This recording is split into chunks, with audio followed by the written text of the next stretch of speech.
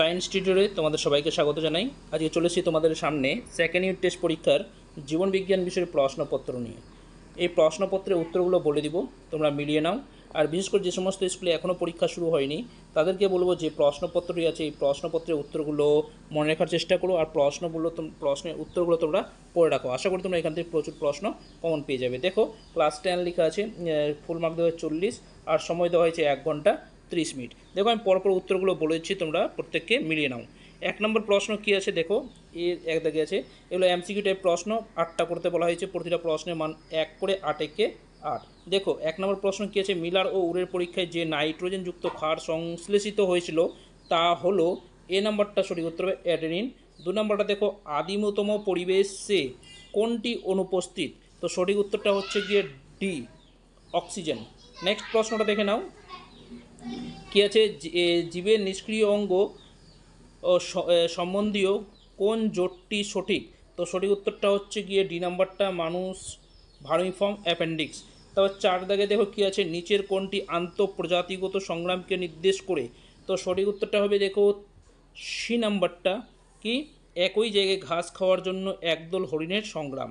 Next তারপরে কী দেওয়া আছে, 5 নম্বর প্রশ্ন দেখো, নিচের কোন জীবটি হেটারোজাইগাস?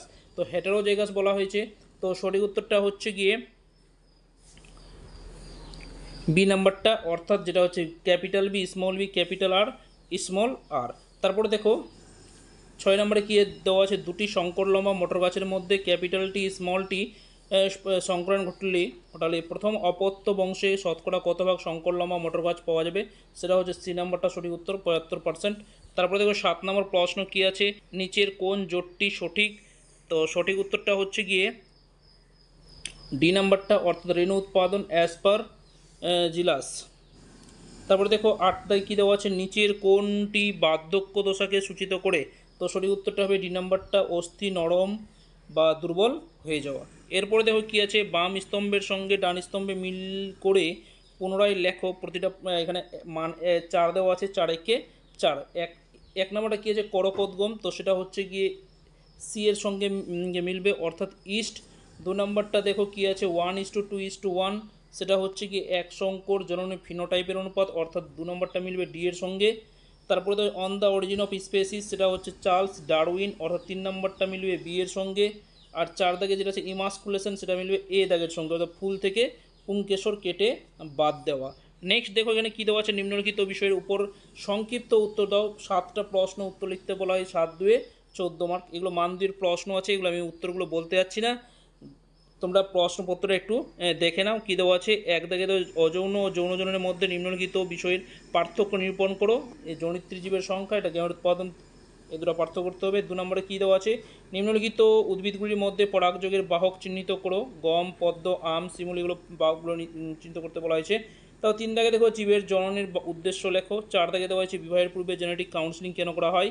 5 দাগে দেখো কোনো সপুষ্পক উদ্ভিদের পাতায় মেসোফিল কলার ক্রোমোজোম সংখ্যা 18 হলে ডিম্বাণু ও শস্য নিউক্লিয়াসের ক্রোমোজোম সংখ্যা কত। তারপর 6 দাগে দেখো হিমোফিলিয়া বাহক মাতা সহায়ক পিতার মধ্যে সংক্রমণে উৎপন্ন অপত্যের প্রকৃতিক সংক্ষেপে লেখো। 7 দাগে দেখো কী দেওয়া আছে, মাইক্রো প্রপাগেশনের পদ্ধতির প্রয়োজনীয় শব্দচিত্রের মাধ্যমে দেখাও। 8 দাগে দেওয়া আছে স্বপরাগযোগ অপেক্ষা ইতর পরাগযোগ উন্নত পদ্ধতি ব্যাখ্যা করো। তারপর 9 দাগে দেখো রুই মাছের অভিযোজন পটকার গুরুত্ব লেখো। তারপরে তো কী দেওয়া আছে দেখো, এখানে আবার 3 দাগে নিম্নলিখিত প্রশ্নগুলি সংক্ষিপ্ত উত্তর দাও। এগুলো আবার মান 1-এর প্রশ্ন। পাথরকুচি পত্রমুকুল ইস্টু কচুরিপানা, সেটা কী হবে, সেটা লিখতে হবে। কচুরিপানা ইস্টু হবে কি, খর্ব ধাবক। তারপরে কি, সন্তান পুত্র হবে না কন্যা হবে তা সম্পূর্ণভাবে ড্যাশের উপর নির্ভর করে, অর্থাৎ সেটা পিতার উপর নির্ভর করে।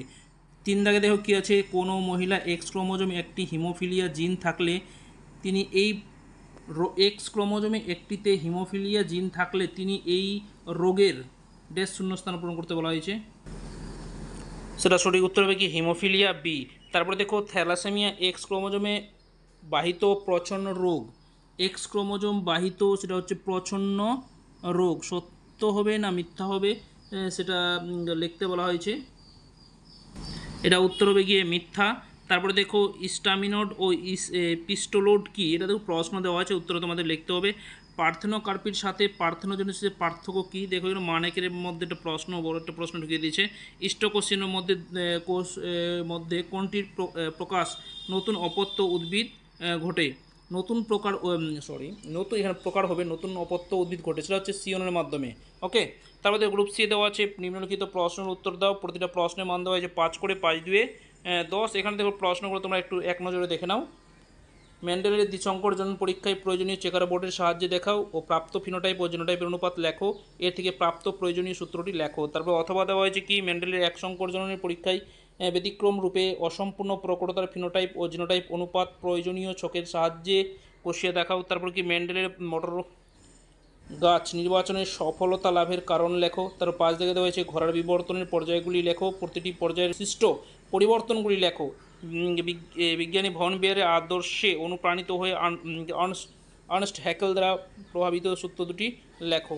তারপর দেখো শিম্পাঞ্জির আচরণ অভিযানগত সংক্ষেপে বিবৃত করো। উটের যে কোনো তিনটি শারীরবৃত্তীয় অভিযানগত বৈশিষ্ট্য লেখো। তো এই ছিল জীবনবিজ্ঞান বিষয়ের প্রশ্নপত্র। আশা করি তোমরা এই প্রশ্নপত্রের উত্তরগুলো মিলিয়ে নিয়েছো। বিশেষ করে যে সমস্ত স্কুলে এখনও পরীক্ষা হয়নি তোমাদেরকে আবার ভালো করে প্রশ্নের উত্তরগুলো পড়ে রাখবে। ওকে, তো ভিডিও এখানে শেষ করছি, দেখা হচ্ছে পরের ভিডিওতে। ভালো লাগলে অবশ্যই লাইক করো, বন্ধুদের শেয়ার করো, আর চ্যানেলে নতুন থাকলে অবশ্যই চ্যানেলকে সাবস্ক্রাইব করে নিয়ে পাশে থাকো। ধন্যবাদ।